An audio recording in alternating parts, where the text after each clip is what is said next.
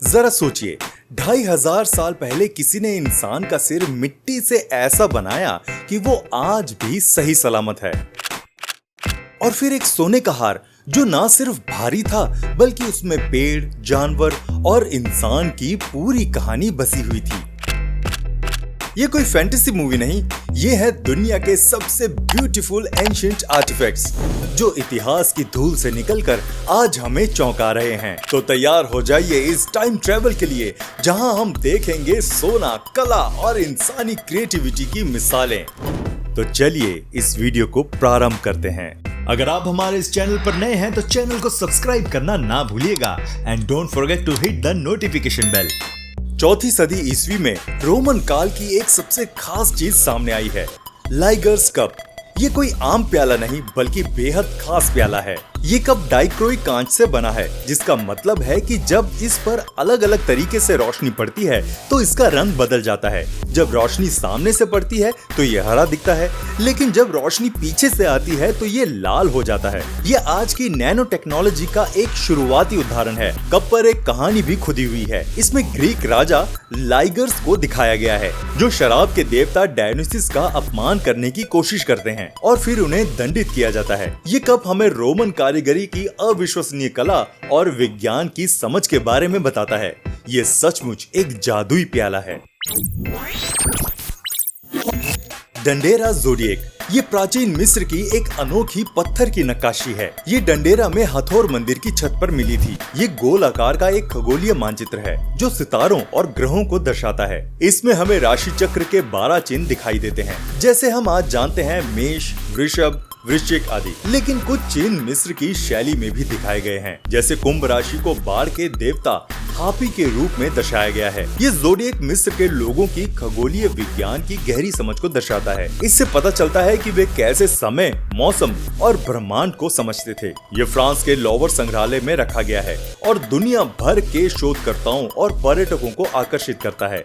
ये प्राचीन मिस्र की अद्भुत कला है और ज्ञान का एक बेहतरीन उदाहरण है। मास्क ऑफ वर्का, जिसे उरुक की महिला भी कहते हैं, ये बहुत महत्वपूर्ण और प्राचीन कलाकृति है। ये आज से लगभग 5000 साल पहले 3100 ईसा पूर्व के आसपास प्राचीन मेसोपोटामिया के शहर उरुक में मिली थी। ये सफेद संगमरमर से बना एक महिला का चेहरा है, जिसकी ऊंचाई लगभग 20 सेंटीमीटर है। इसकी सबसे खास बात यह है कि ये मानव चेहरे का सबसे शुरुआती और सटीक चित्रण माना जाता है। पहले के चित्रों में चेहरे के अंग अक्सर बढ़ा चढ़ा कर दिखाए जाते थे, लेकिन इसमें असली इंसानी चेहरे की खूबसूरती और नजाकत दिखती है।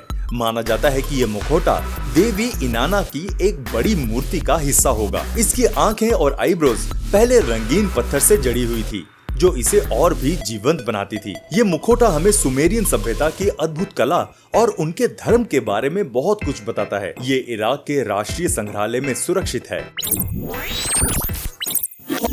ट्रेंडोलम सन चैरियट डेनमार्क में ब्राउन्स एज की एक शानदार खोज है। ये लगभग 1400 ईसा पूर्व में बनी एक छोटी मूर्ति कला है, जिसमें एक घोड़ा एक गोल पहिए को खींचते हुए दिखाया गया है। ये रथ कांस्य से बना है और इस पर सोने की परत चढ़ी हुई है। इसकी सबसे खास बात यह है कि इसका जो सोने का डिस्क है वो सिर्फ एक तरफ से चमकीला है, जो शायद दिन और रात या सूर्य की यात्रा पथ को दिखाता है। ये कलाकृति प्राचीन यूरोपीय लोगों की सूर्य की पूजा और उनके खगोलीय ज्ञान को दिखाती है। ये दिखाता है कि कैसे वे सूर्य को एक महत्वपूर्ण देवता मानते थे, जो आकाश में यात्रा करते थे। ये अब डेनमार्क के राष्ट्रीय संग्रहालय में है और कांस्य युग के धार्मिक विश्वासों और कलात्मक कौशल का एक अद्भुत उदाहरण है। बैटरसी शील्ड ब्रिटिश कला का एक अद्भुत नमूना है, जो लगभग 350 से 50 ईसा पूर्व के आयरन एज का है। ये ढाल 1857 में लंदन में थेम्स नदी में मिली थी। ये असल में एक लकड़ी की ढाल का कांसे का ऊपर का हिस्सा है, जिस पर बेहद खूबसूरत नक्काशी की गई है। इस पर केल्टिक लातेने शैली में जटिल डिजाइन बने हैं, जिसमें घुमावदार पैटर्न और वृत्त शामिल हैं। इस पर लाल रंग के इनेमल के 27 छोटे गोल सजावटी टुकड़े लगाए गए हैं, जो कभी चमकदार रहे होंगे। दिलचस्प बात यह है कि ये ढाल इतनी पतली है कि इसे लड़ाई में इस्तेमाल करना शायद मुश्किल होगा। इसलिए माना जाता है कि ये युद्ध के लिए नहीं बल्कि किसी खास मौके पर दिखाने या फिर किसी देवी देवता को भेंट चढ़ाने के लिए बनाया गया होगा। ये हमें प्राचीन ब्रिटेन के केल्टिक लोगों की कलात्मकता, धार्मिक मान्यताओं और धातु कार्य के कौशल के बारे में बताती है। ये ब्रिटिश संग्रहालय में रखा गया है।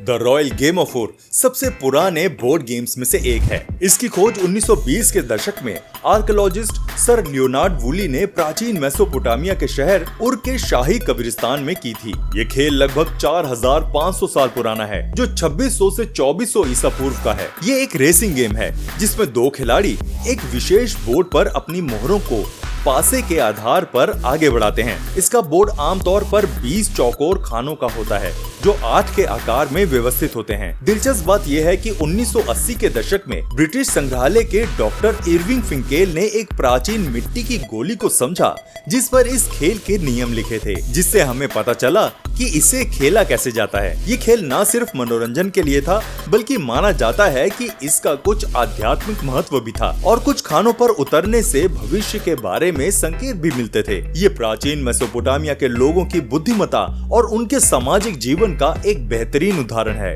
आज भी लोग इस खेल को ऑनलाइन और भौतिक रूप से खेलते हैं।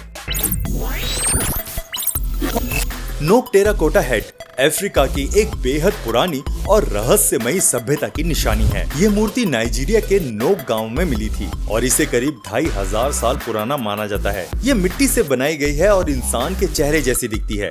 इस मूर्ति में बड़ी बड़ी आंखें, खास हेयर स्टाइल और चेहरे पर बहुत बारीक नक्काशी देखी जा सकती है, जो ये दिखाता है कि उस समय के लोग कला में कितने निपुण थे। नोक सभ्यता का ये हेड हमें ये सिखाता है कि अफ्रीका में बहुत पहले ही उन्नत संस्कृति और कलाकार थे। यह मूर्ति आज भी इतिहासकारों के लिए एक पहेली है, न सिर्फ इसकी बनावट को लेकर बल्कि इस सभ्यता के जीवन और परंपराओं को समझने में भी। यह मूर्ति हमें हमारी पुरानी मानव सभ्यताओं की महानता का एहसास कराता है। गोल्डन पेक्टोरल फ्रॉम टोस्टा मोइला एक अविश्वसनीय सोने का आभूषण है जो प्राचीन स्काइथियन संस्कृति से जुड़ा है। यह 1971 में यूक्रेन के टोस्टा मोइला नाम के एक बड़े शाही कब्र में मिला था। ये 4वीं शताब्दी ईसा पूर्व का माना जाता है। ये शुद्ध 24 कैरेट सोने से बना एक बेहद खूबसूरत हार है। इसका व्यास लगभग 12 इंच और वजन 1.5 किलोग्राम से अधिक है। इस पर बहुत ही बारीकी और जटिल नक्काशी की गई है जो स्काइथियन जीवन और मान्यताओं को दर्शाती है। इस पेक्टोरल के 3 मुख्य स्तर हैं। ऊपरी स्तर पर स्काइथियन लोगों को अपनी भेड़ की खाल के कपड़े बनाते हुए, जानवरों को पालते हुए और उनके बच्चों को दिखाया गया है। बीच का स्तर फूलों और पक्षियों से सजा है, जबकि सबसे निचले स्तर पर जानवरों के बीच संघर्ष दिखाया गया है, जैसे घोड़े पर ग्रिफन का हमला। ये टुकड़ा न केवल स्काइथियन कारीगरों के अद्भुत कौशल को दिखाता है बल्कि उनके ब्रह्मांड और जीवन मृत्यु के चक्र के बारे में उनकी समझ को भी दिखाता है। ये यूक्रेन के राष्ट्रीय संग्रहालय में रखा गया है। इसे 20वीं सदी की सबसे बड़ी पुरातात्विक खोजों में एक माना गया है। द रामिन थिकेट प्राचीन मेसोपोटामिया की 2 अद्भुत मूर्तियों का एक जोड़ा है। ये मूर्तियां लगभग 2600 से 2400 ईसा पूर्व की हैं और इन्हें 1928-29 में ब्रिटिश पुरातात्विद सर लियोनार्ड वुली ने इराक के प्राचीन शहर उर के शाही कब्रिस्तान में खोजा था। ये मूर्तियां असल में नर बकरे की हैं, जो एक फूल वाली झाड़ी के सामने अपने पिछले दोनों पैरों पर खड़ा है। ये लकड़ी के खोर पर सोने की पत्ती, लापिस लजूली, शंख और तांबे जैसी महंगी सामग्रियों से बनी है। इसकी आंखें और सींग लापिस लजूली की हैं, जो उन्हें बहुत आकर्षक बनाते हैं। वुली ने इन्हें बाइबल की एक कहानी से प्रेरित होकर रामिन थिकेट नाम दिया। हालांकि इन मूर्तियों का बाइबल की कहानी से सीधा संबंध नहीं है। माना जाता है कि ये प्रजनन क्षमता या देवताओं को चढ़ाए जाने वाले प्रसाद का प्रतीक थी। ये हमें सुमेरियन सभ्यता की शानदार कलात्मकता और उनकी धार्मिक मान्यताओं के बारे में बताती है। एक मूर्ति ब्रिटिश संग्रहालय में है और दूसरी फिलाडेल्फिया के पेन संग्रहालय में है। नेब्रा स्काई डिस्क कांस्य युग की अविश्वसनीय खोज है, जिसे 1999 में जर्मनी में पाया गया था। ये लगभग 3600 साल पुरानी है और इसे दुनिया के सबसे पुराने ज्ञात खगोलीय मानचित्रों में से एक माना जाता है। ये लगभग 30 सेंटीमीटर व्यास वाली एक कांस्य डिस्क है जिस पर सोने के टुकड़े जड़े हुए हैं। ये टुकड़े सूर्य, चंद्रमा और कुछ तारों को दर्शाते हैं। बाद में इसमें होराइजन को दर्शाने वाली 2 आर्क जोड़े गए हैं, जो ग्रीष्म और शीतकालीन संक्रांति पर सूर्योदय और सूर्यास्त के बिंदुओं को दिखाती हैं। ये डिस्क इस बात का प्रमाण है कि कांस्य युग के लोगों को खगोलीय विज्ञान की कितनी गहरी समझ थी। वे केवल सितारों को ही नहीं देखते थे, बल्कि उनकी गति और मौसमों से उनके संबंध को भी समझते थे। ये डिस्क शायद एक खगोलीय उपकरण के रूप में, एक कैलेंडर के रूप में या एक धार्मिक प्रतीक के रूप में उपयोग की जाती थी। ये आज भी शोधकर्ताओं को आश्चर्यचकित करती है और हमें प्राचीन सभ्यताओं के ज्ञान के बारे में बहुत कुछ सिखाती है। आपको हमारी ये वीडियो कैसी लगी हमें कमेंट करके जरूर बताइएगा, और अगर वीडियो पसंद आई हो तो इसे लाइक भी कर देना। मिलते हैं आपसे अगली वीडियो में, तब तक प्लीज अपना बहुत ध्यान रखिएगा।